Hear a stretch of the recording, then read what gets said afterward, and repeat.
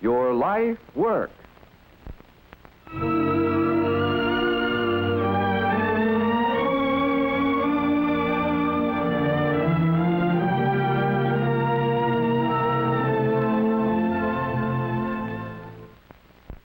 The miracle of high-speed wire communication is commonplace today. Lift a telephone receiver and the world is at your fingertips. Speak, and your voice spans oceans and continents with the speed of light. Just a moment, I have London for you, sir. I'll have to Can call you take you it now? back. I'll Yes, connect you. it will be several minutes. Calling Bermuda. Buenos Aires. Far, sir. Rio de Calling London. Shall I connect Just you? a moment, Chicago calling London.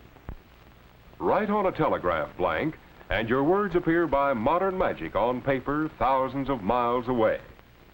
Yes, it is hard to realize that a century has passed since Samuel Morse invented the telegraph in 1844. Early equipment was crude and handmade, but telegraphy made rapid progress as the years went by and went forward with America's expanding frontiers. Today, Western Union operates a vast network of 2 million miles of wire, furnishing swift, reliable communication. Financial quotations are transmitted from exchanges in key cities to ticker tape receivers in brokers' offices throughout the United States, Cuba, and in Canada. Each year, many millions of money orders, ranging from small sums to thousands of dollars, go over the telegraph wires. Even the nation's time depends upon wire signals from the official Naval Observatory. Day and night, in editorial offices everywhere, teletype machines bring in the news of the world for millions of readers. And every year, more than 200 million telegrams pass through the hands of operators in the traffic department. Here, in this operating room, hundreds of girls receive and transmit messages on batteries of teleprinters and multiplex machines. Those with ability and experience may be promoted to become supervisors on the floor or instructors in the schools which Western Union maintains in many cities. Here, the trainees learn by practicing on actual equipment. Generally, a high school education is desirable. The teleprinter keyboard is similar to a typewriter. As the keys are punched, the distant receiver records each letter on a moving paper tape. An operator removes the tape and gums it to the familiar yellow blanks.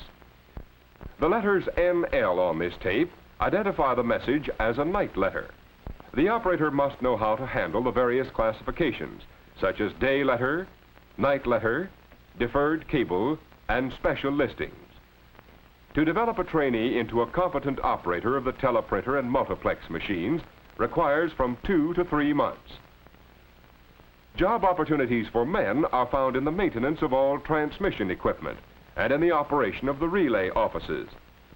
In the carrier system department, trained technicians maintain equipment that transmits hundreds of messages over a single pair of wires. In the experimental laboratories, college-trained research engineers work constantly to find new methods and techniques to provide quicker service.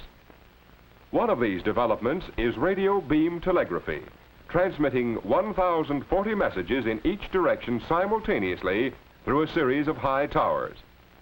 Another is the facsimile telegram, whereby a written message is dropped into a transmitter and automatically reproduced by a receiver.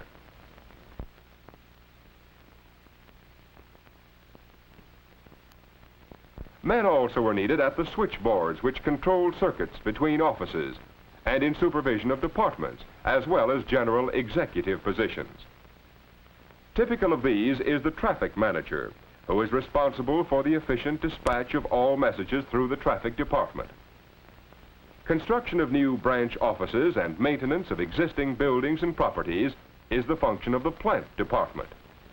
New equipment is installed and wired by equipment men and installation experts from this department. Teleprinters and multiplex machines are in constant use and require inspection by trained testing and regulating men so that sudden breakdowns may be avoided. In the commercial department are handled most transactions with the public.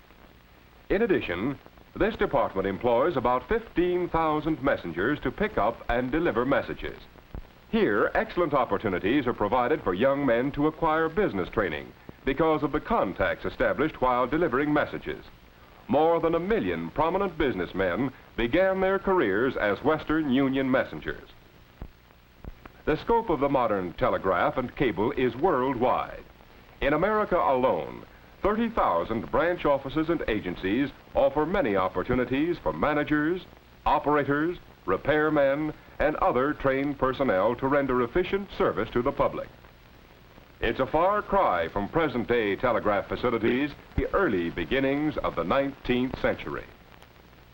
Similarly, it's a far cry from the first telephone developed by Alexander Bell in 1875.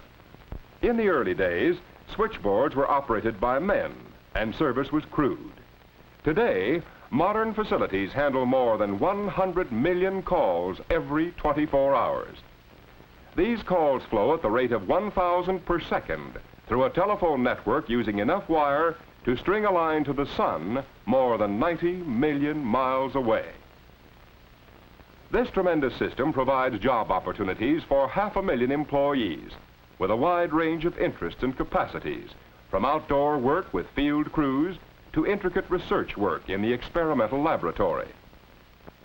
To study these job opportunities, let's imagine that the town of Homeville is to receive a new and larger telephone exchange. First, the engineering department prepares the plans for the buildings and transmission systems and arranges for plant construction. Much of this technical work requires specialized training. Then, skilled craftsmen build lines, install equipment, and maintain it in operating order. After construction is completed, a large number of operators are brought in to staff the switchboard under the guidance of supervisors.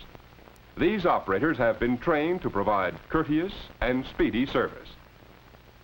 To be an operator, an applicant must have a clear voice, normal hearing, and eyesight. A high school education is an advantage. About 225,000 operators, the most important factor in efficient exchange service, are employed by all companies. They also handle all long-distance and special calls. Even in communities served by dial telephone and automatic systems, many operators are required for information and special service. With the traffic personnel on hand, the new Homeville Exchange is ready for full-scale operation.